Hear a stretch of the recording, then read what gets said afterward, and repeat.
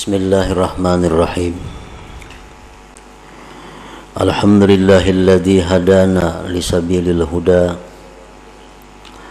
wa ma kunna linahtadiya laula an hadanallahu jalla wa ala.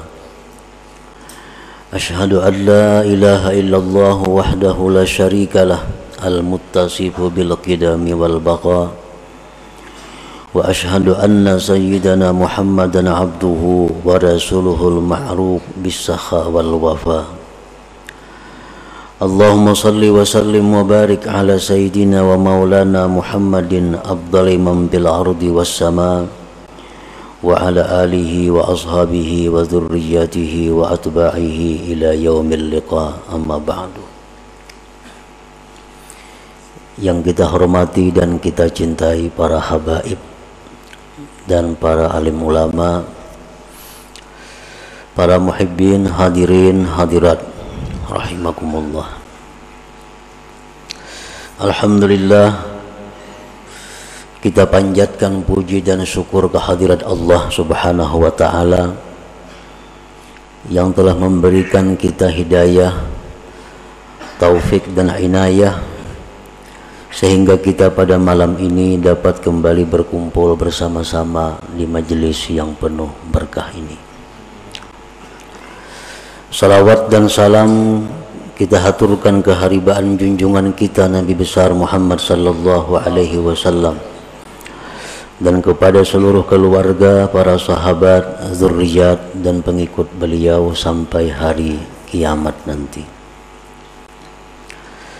Para muhibbin rahimakumullah, al-hikmatul ishrun minal hikamil adha'iyah. Qala al-imam Ahmad ibnu Athaillah as-Sakandari rahimahullah wa nafa'ana bi'ulumih. Hikmah yang ke-20 dari Al-Hikam, berkata Imam Ahmad bin Athaillah as-Sakandari rahimahullah, ma aradat himmatu salikin an taqifa indama kushifa laha illa wa nadathu hawatiful haqiqah alladhi tatlubu amamak wa la tabarrajat lahu zawahirul mukawwanat illa wa nadathu haqa'iquha innama nahnu fitnatum fala takfur.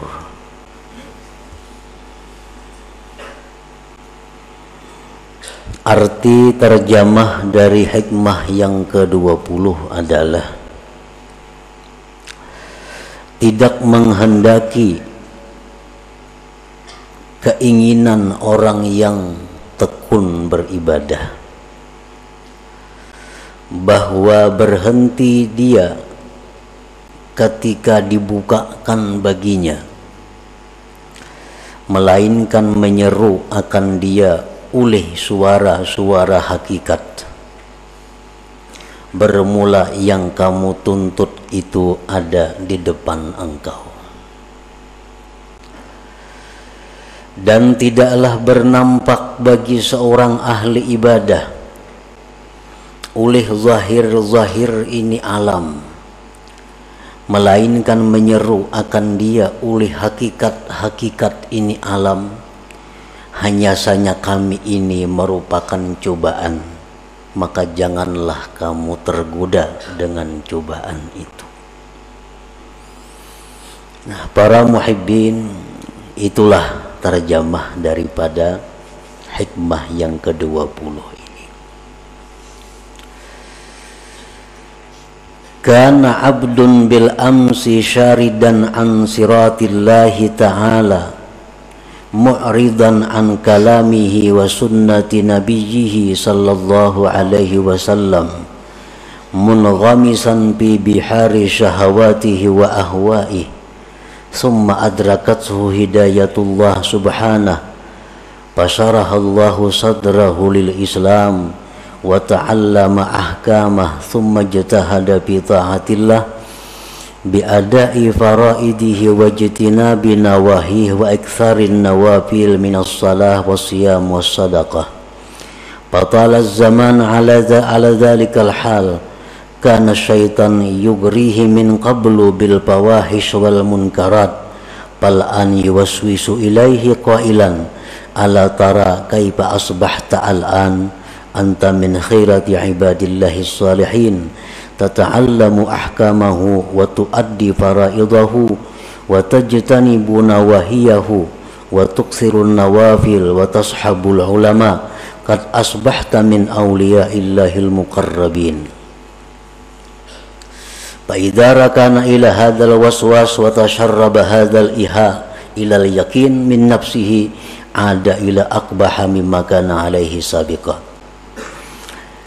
Nah, ini adalah keterangan sekaligus contoh dari hikmah yang ke-20 tadi. Di dalam hikmah yang ke-20 itu terdapat dua bagian.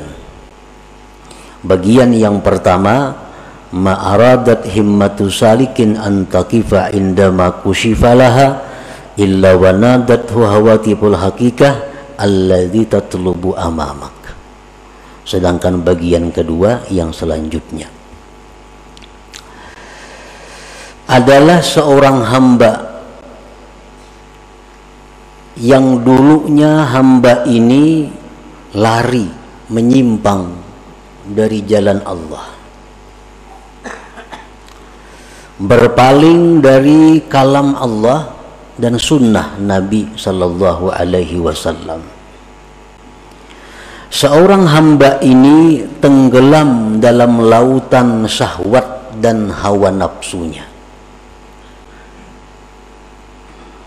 Jadi seorang manusia yang dahulunya ingkar kepada Allah, yang dahulunya manusia ini mementingkan syahwat dan hawa nafsunya, tidak peduli hukum Allah, tidak peduli halal haram. Nah, kemudian si hamba ini diberi hidayah oleh Allah, diberi petunjuk, maka Allah bukakan hatinya untuk Islam, maka dia belajarlah hukum-hukum agama. Dia kemudian bersungguh-sungguh taat kepada Allah dengan menunaikan keperduannya, menjauhi larangan-larangan Allah, memperbanyak sunat-sunat dari sembahyang, puasa, dan sedekah. Dan lama masa yang demikian, artinya bertahun-tahun, berpuluh-puluh tahun, seorang hamba yang dulunya ingkar kepada Allah kemudian dapat hidayah, akhirnya berbalik ke jalan Allah, menuntut ilmu. Pekerjaannya sekarang ini, yang dulunya jauh dari majelis ilmu, sekarang menuntut ilmu, ibadahnya kuat, zikirnya banyak. Adalah syaitan dahulunya menggoda ini hamba dengan kejahatan-kejahatan dan munkar. Dahulunya si hamba ini kawan syaitan, diajak syaitan berbuat maksiat, mau. Diajak syaitan berbuat kejahatan, mau. Setelah dapat hidayah Allah, maka hamba ini telah berbalik menjadi hamba yang taat, tekun ibadahnya. Nah, sesudah hamba tadi tekun dalam ibadah, sungguh dalam menuntut ilmu, syaitan itu menggoda lagi kepada hamba ini. Tapi godaannya bukan seperti dulu, mari minum arak, mari berjudi, mari berzina, mari melakukan riba. Itu godaan dahulu, kada mampan lagi. Karena ini orang sudah dapat hidayah dari Allah, sudah menuntut ilmu, sudah rajin ibadah. Nah, syaitan itu menggoda dia. Dengan apa godaan syaitan? Ala tara kaifa asbahta al'an. Oh si fulan, ya syaitan, apakah tidak kau lihat diri engkau sekarang ini? Engkau sekarang termasuk hamba Allah yang pilihan. Nah, engkau sekarang sudah masuk dalam hamba Allah yang pilihan. Engkau belajar hukum Allah, engkau menunaikan keparduan, engkau sudah menjauhi larangan, engkau sudah banyak melakukan yang sunat-sunat, engkau sudah dekat dengan para ulama-ulama. Sekarang engkau, ujar syaitan, termasuk aulia Allah al-muqarrabin. Sekarang engkau wali. Dahulu ikan buntat, sekarang engkau wali. Ibadah engkau luar biasa, menuntut ilmu siang malam. Jadi engkau sekarang ini, ujar syaitan, sudah menjadi waliullah, sudah menjadi wali Allah.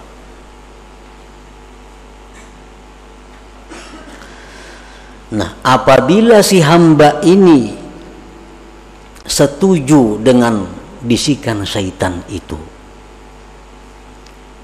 ya syaitan ikam ni wali, diterimanya itu, oh, cocok aja aku wali, soalnya wah ini aku sudah belajar siang malam, zikir 10.000, salawat 10.000, cocok aja aku wali. Nah, wa tasharraba hadzal iha ilal yakin, dan masuk ini bisikan kepada yakin. Akhirnya dia yakin, wah aku ini besar bujur-bujur wali. Ada ila akbaha mimma kana alaihi sabiqa, maka dia ini hamba kembali kepada sesuatu yang lebih jahat daripada dahulunya. Nah, lebih jahat daripada dahulunya di sisi Allah Subhanahu wa ta'ala tentunya. Nah, jadi artinya kalau kita dahulu banyak maksiat kepada Allah, dahulu kita ingkar dengan hukum Allah, sekarang dapat hidayah, menuntut ilmu, banyak zikir, banyak amal. Setelah itu kita merasa bahwa diri kita ini adalah kekasih Allah, diri kita ini orang yang dekat kepada Allah, kita meyakini demikian.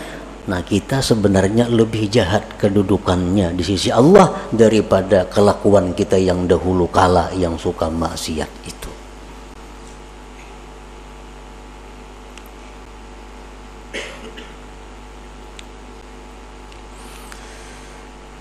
Itulah yang dikhawatirkan oleh Rasulullah sallallahu alaihi wasallam. Dalam sebuah hadis beliau bersabda, "Lau lam tuznibu la khasyitu alaikum ma huwa akbaru min dzalik al-ujubu al-ujubu." Ujar Nabi, andai kata kalian itu tidak berbuat dosa sama sekali, aku sungguh takut kepada kalian akan jatuh dalam dosa yang lebih besar, yaitu dosa sifat ujub. Dosa sifat ujub tadi.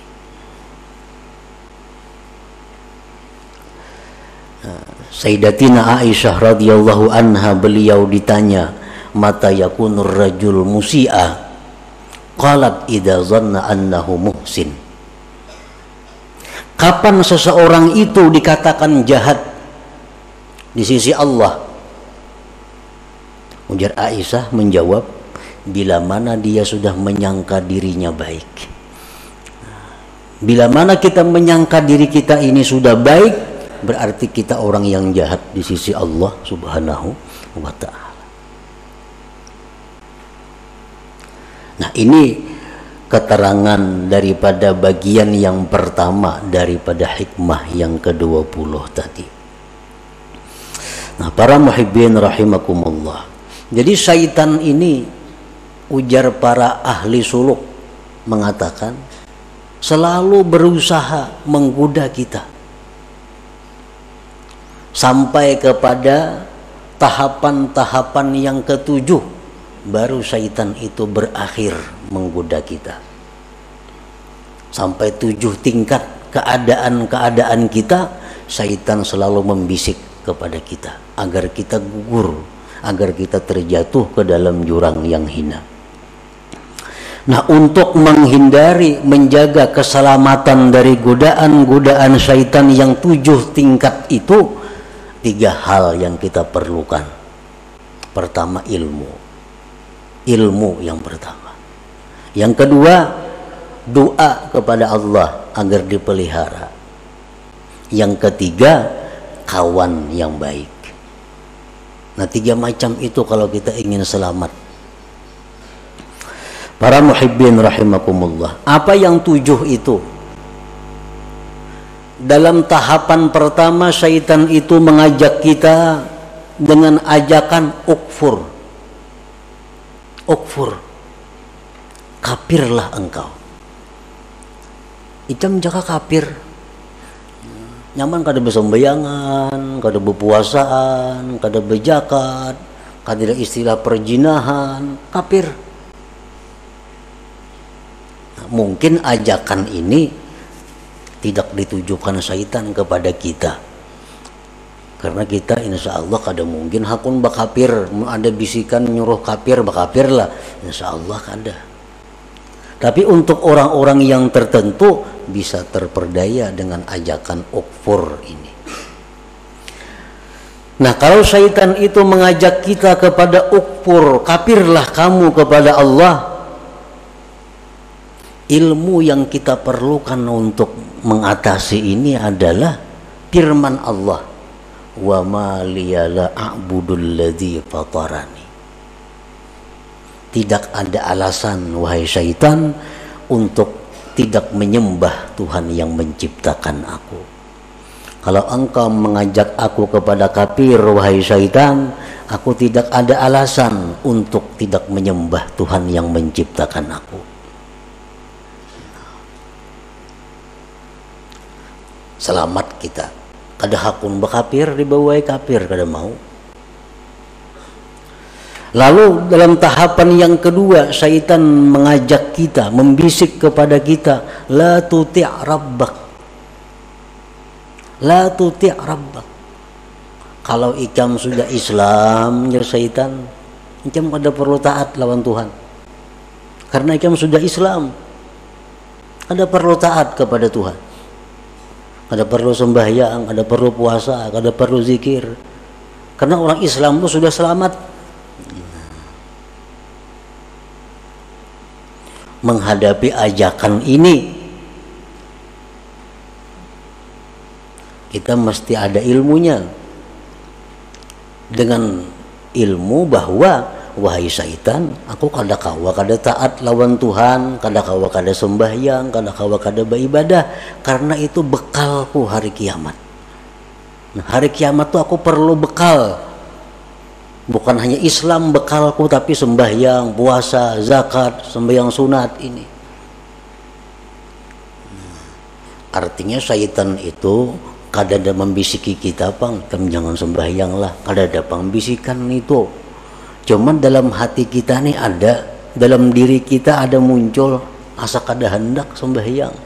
Nah itu iya bisikan syaitan, jangan sembahyang, nyernya membubungi jangan sembahyang tuh kada ada, bang. Jangan sembahyang, kadakah itu. Cuma dalam hati kita nih malas sembahyang, malas puasa, malas zikir. Nah itu bisikan syaitan yang kita atasi dengan apa? Dengan bekal. Ini mati perlu bekal. Orang hendak ke Banjar aja besangu duit. Nah apalagi mati. Bekalnya mati apa? Sembahyang banyak, zikir banyak, puasa dan lain-lainnya. Nah jadi kalau syaitan mengajak kita, dalam hati kita ini ada bisikan-bisikan yang malas untuk ibadah, kita tentang, kita lawan bahwa syaitan, bahwa aku ini perlu bekal untuk akhirat karena aku pasti mati. Nah 2 tahap syaitan menggoda kita.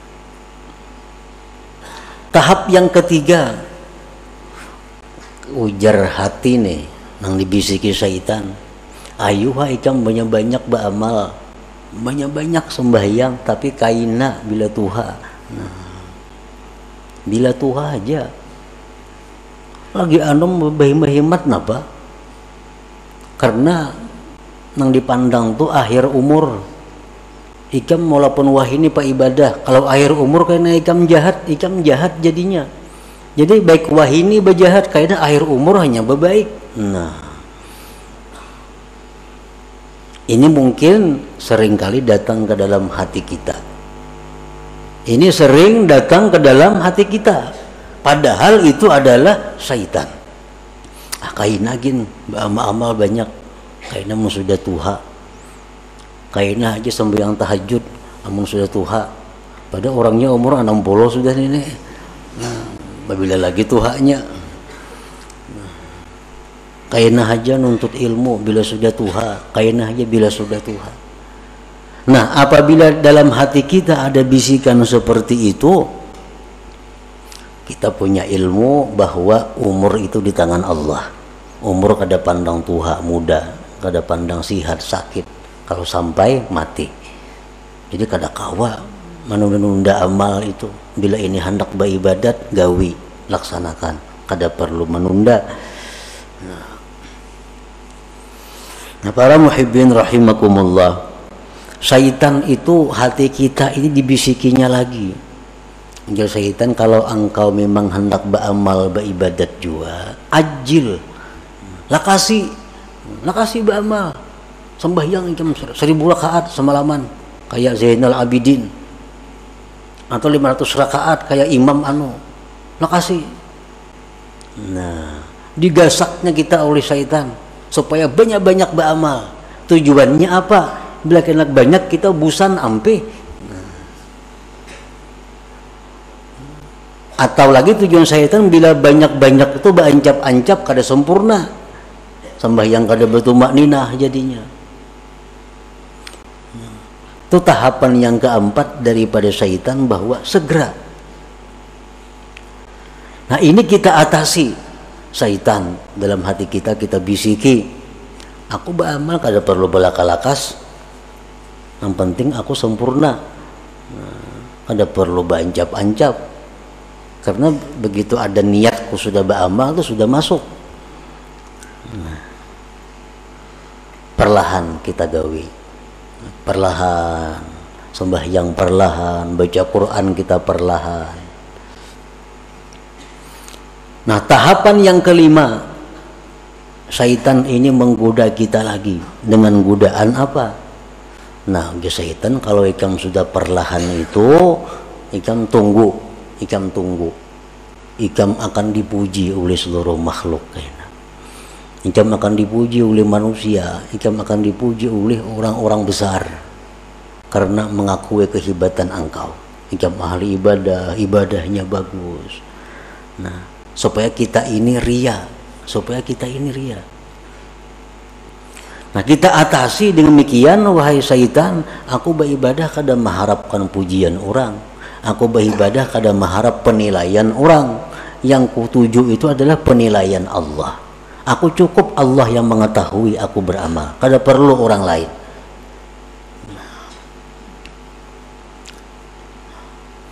Terus kita beramal kepada Allah, beribadah.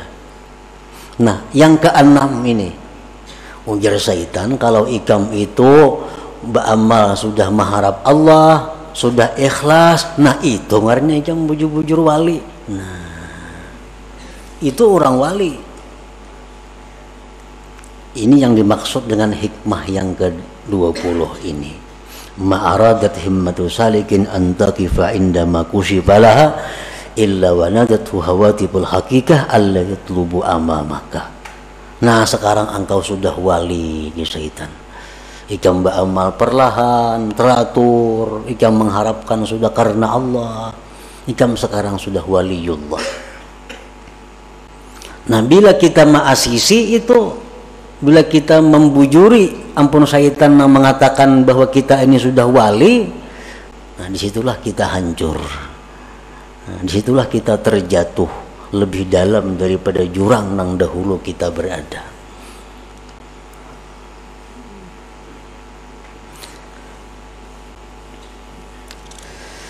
Nah, fasabilus salama li hadzal abdi ayyujiba syaitan aina ana minal awliya was salihin wa ana warikun bi bihari taksir wa qillatil ilm qalbi mashghulun bid dunya wa ma ukhlisu fil amal wa lam a'lam hal tuqbalu taubati amla inna ma ana abdun hakir katsiruz dzunub arju rahmat rabbi.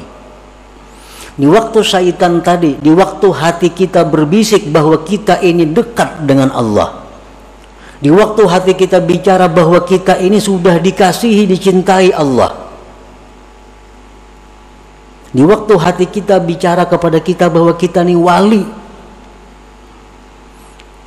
itu hendaknya dijawab, bah kada mungkin aku ni wali, kada mungkin aina ana minal aulia, kada mungkin aku ni wali, aku ni masih banyak kurang, ilmunya kurang, hatiku masih banyak kepikiran dunia, amal ibadahku belum tentu ikhlas, dosa-dosaku dahulu belum tentu diampuni Allah, tubat-tubatku belum tentu diterima, aku ini adalah hamba yang hina, yang banyak dosa, yang mengharapkan rahmat Tuhan.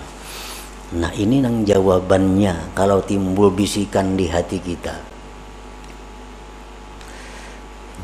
Itu yang dimaksud dengan wanadathu hawatiful hakikah alla yadlubu amamaka. Aku ini masih banyak dosa, walaupun aku beribadat, walaupun aku baca Quran, tapi dosa-dosaku dulu belum tentu diampuni Allah. Tobat belum bisa diterima, belum tentu diterima. Nah bila kita mampu menentang yang demikian tadi dengan perasaan-perasaan bahwa kita masih hina, kita masih banyak dosa, kita masih jauh dari Allah, berarti kita berhasil, berarti kita selamat. Siti Aisyah tadi dikata, kapan seseorang itu dikatakan jahat di sisi Allah? Bila mana dia menganggap dirinya sudah baik. Kapan seseorang yang baik di sisi Allah? Bila mana dia masih menyangka dirinya jahat. Bila mana dia menyangka dirinya masih jahat, dirinya masih banyak dosa, dirinya masih hina, itulah yang baik di sisi Allah Subhanahu wa ta'ala. Nah, para muhibbin rahimakumullah. Jadi yang keenam tingkatannya ujub ini.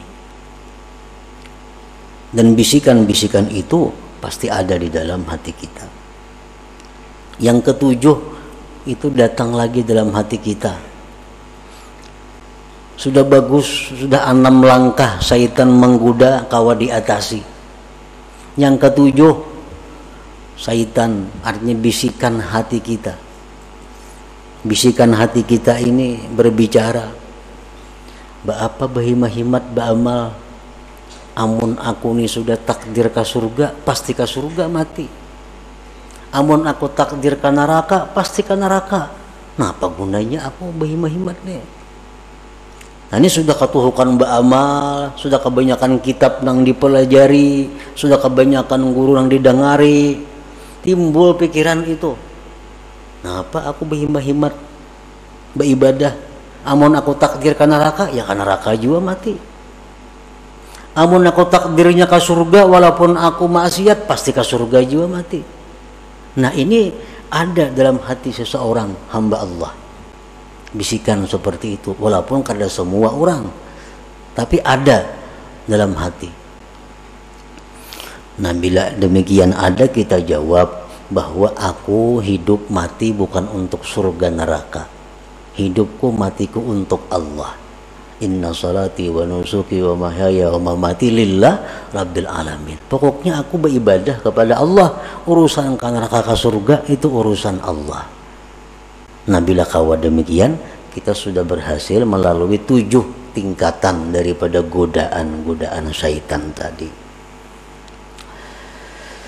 Nah para muhibbin rahimakumullah, bagian yang kedua daripada hikmah yang ke-20 ini adalah as-saliku bi asna'i sulukihi katazharu lahu anwa'ul khawarik kastijabatid du'a wa iqbalil khalqi wa tawsi'ah fid dunya wal masyi 'alal ma wal ittila' ala asrarin nas fa idza rakana ila hadhihi wa lam yaj'alha fitnah ihtajaba 'anillah subhanahu wa ta'ala. Seorang yang ahli ibadah itu di tengah-tengah perjalanannya kadang-kadang ada timbul hal-hal yang menyalahi adat. Orang-orang yang sedang tekun beribadah itu kadang-kadang di tengah jalannya diberi Allah keistimewaan. Seperti apa? Doanya dikabulkan. Ujarnya hujan hari. Ujarnya ini. Itu contohnya. Seperti bisa berjalan di atas banyu umpamanya. Seperti mengetahui isi hati manusia. Nah, itu sebenarnya adalah fitnah, cobaan. Apabila seorang ahli ibadah ini senang dengan demikian, maka dia terdinding dari Allah Subhanahu wa taala. Nah, artinya apa? Ini sudah zikir banyak kepada Allah, salawat banyak, sembahyangnya banyak, semuaan banyak ibadah-ibadahnya. Diberi Tuhan keistimewaan.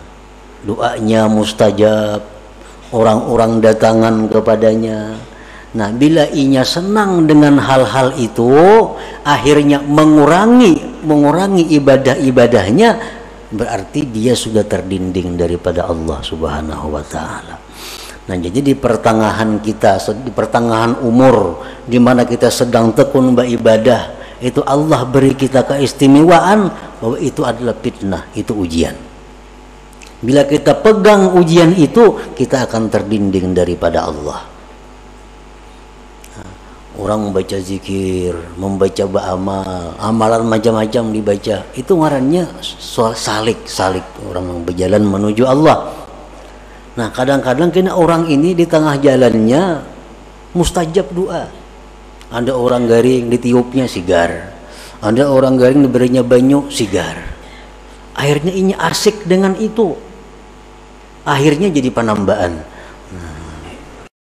Pada tujuan asal untuk jadi orang yang dekat kepada Allah. Zikir, baca salawat, dicoba oleh Allah dengan demikian. Ada orang minta ini sigar, ada minta ini kabul, ada minta ini berhasil. Akhirnya sibuk melayani itu. Ibadah-ibadah yang sudah dirintis tertinggalkan. Nah, ini artinya ihtajaba anillah.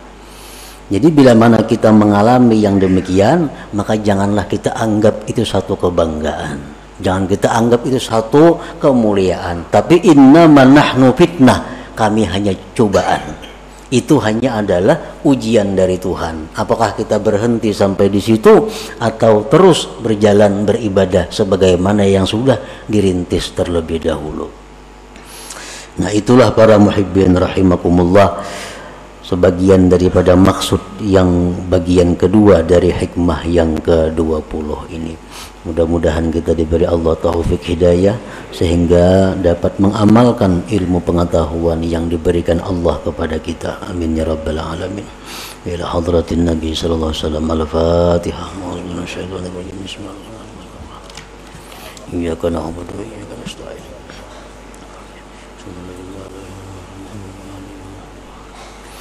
يا الله بها يا الله بها يا الله بحسن الخاتمة يا الله بها يا الله بها يا الله بحسن الخاتمة الله بها يا الله بها يا الله بحسن الخاتمة فيا أيها الرجل منه شفاعة عليه وسلم تسليما اللهم صل وسلم وبارك عليه